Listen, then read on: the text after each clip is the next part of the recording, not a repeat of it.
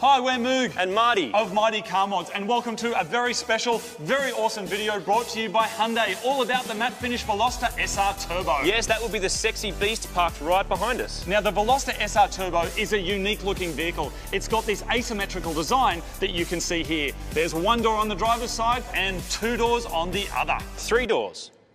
Yes, Marty, your arithmetic is excellent, but what makes the Veloster even cooler is the matte grey finish that you can see here. Brilliant, so to speak. Now, Hyundai is one of the only car manufacturers to offer a matte finish. So if you've got a car like this or another vehicle with a matte paint job, you'll need to know how to maintain it. Now, typical gloss paints use a clear coat finish that reflects light for that shiny look, but matte finishes use a different coating that diffuses light, and so this requires a special kind of care. I think we've got a problem though, Marty. It looks pretty clean to me already. You're right. Let's do something about it.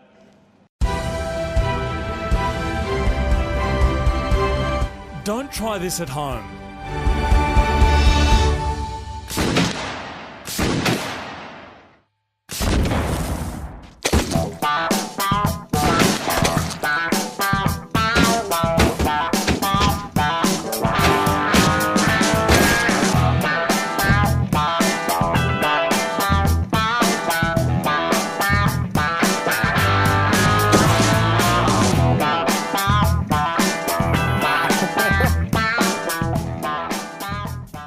Oh, dude, that was my dinner. You're right, it was your dinner. Let's clean it up. Okay, so to get your matte grey Veloster presentable again, you'll want to start with some basic spot cleaning. The goal is to remove any foreign substances like insect corpses, tar, and other debris from the vehicle before the full wash. Here's what you'll need.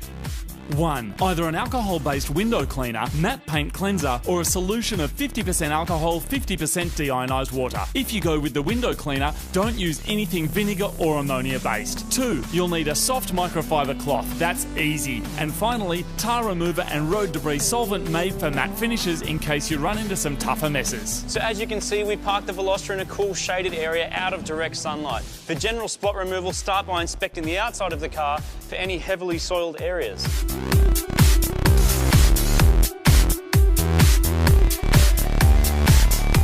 Obviously, if there's any cake on your vehicle, first dislodge or eat the excess.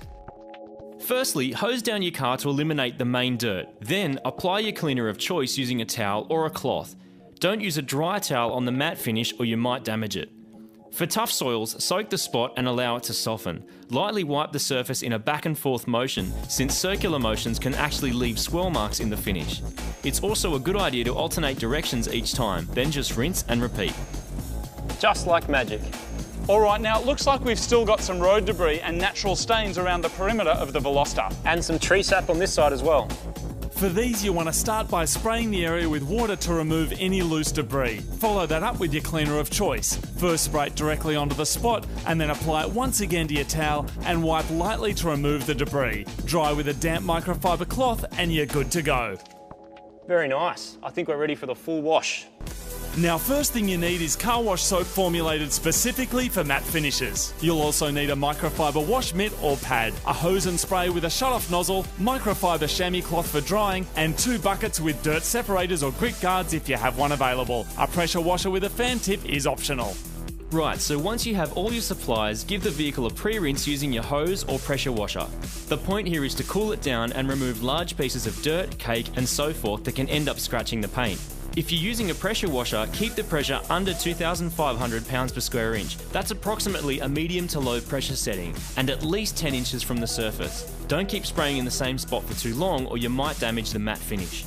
So now in one bucket, you'll want to prepare your matte paint car wash solution and water. See, this one's got a dirt separator grid at the bottom. Then in the second bucket, you've got your clean water.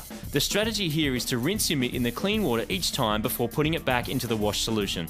Soak the mitt in the solution and begin washing the car lightly, starting at the top and working your way down to the bottom in small sections.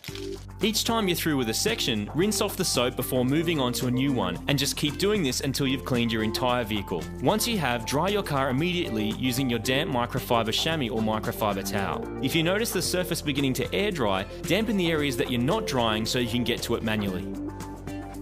Did I miss anything? No, but I think I might have. Okay, crisis averted. Nicely done. As you can see, our matte grey Veloster now looks as good as new with just a little know-how and some supplies from the auto store.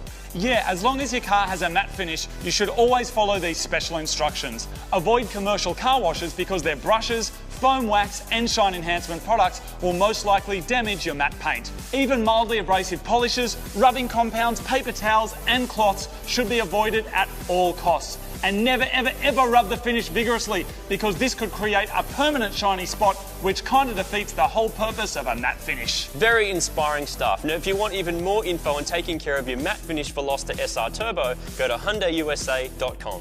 Or just crack out the owner's manual. I hear it comes free with every single Veloster, which is an absolute bargain. Excellent. What are we going to do for dinner? Well, we're going to have cupcakes, except you shot them all out of the bazooka. Dude, you smashed my birthday cake all over the front of the car. I was trying to show you I cared, because it's your birthday.